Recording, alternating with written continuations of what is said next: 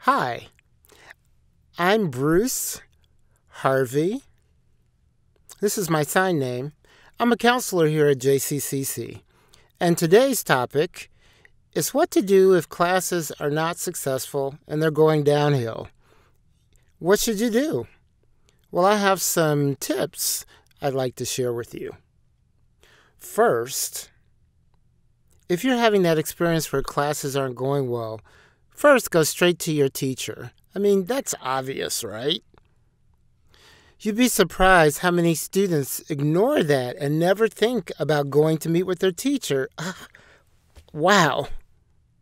My suggestion is that you first meet with your instructor. Sit down and just let them know that you're concerned about your grade, you're concerned about the class, that you feel you're not doing your best work so far, and you just really don't know what to do and you need their help. Just be honest.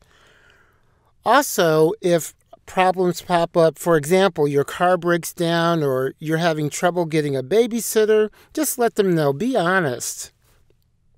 Most of the times, the teachers will be really impressed with you as a student that you approached them, that you were concerned about your grade in their class, and they'll be happy to help. What could the teacher do? Well, they could give you ideas on how to study and improve in their course. They might suggest going to different tutoring centers on campus, the math center, the writing center, or the science lab. Or they might suggest another book or other resource to read that would help you understand the information more clearly. Or they could just connect you with, better communication. Maybe it's a situation with a note taker, or maybe you as a student yourself have taken notes and messed up, or maybe it's the note taker that needs to improve. You could show the instructor your notes from your note taker and ask them if they felt that the notes, if they were okay. Secondly, if classes are not going well, what should you do? Meet with a counselor, right? You can sit down with a counselor and perhaps the counselor can help you figure out some other ideas and ways to solve the problem. Maybe there's some personal issues at play, boyfriend-girlfriend situations, issues with parents, or your job. Maybe you've been fired or laid off and you're depressed about that, Maybe you're having problems with addictions or you're depressed.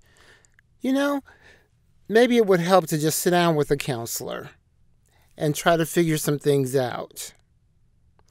Also, as counselors, we know the policies of the college. For example, sometimes I feel maybe it's better to drop a class and not continue. Now, why would I say that?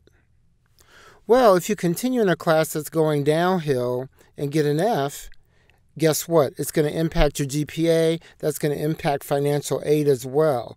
Money is very critical. Sometimes I'm sitting with a student and we're discussing the pros and cons of situations and, maybe it's best to drop the class. But if they continue and it goes downhill, they may lose their financial aid if they get an F and they'll be stuck down the road. But there are some other options as well. For example, doing a pass-fail. This means that if a class, is going along pretty much okay, but something happens and it seems like you're going to get a D. A D impacts your financial aid also. And maybe you don't want a D to be factored in your GPA. So you can come into our office and get a form. You would sign it and the counselor would sign it as well, a pass-fail form. That means if you get an A, B, C, or D, it's changed to a P on your transcript. A P is not included in your GPA and will protect your GPA and means you passed. But the bad news is you can only pick one class a semester. Just one, not all classes. Shucks.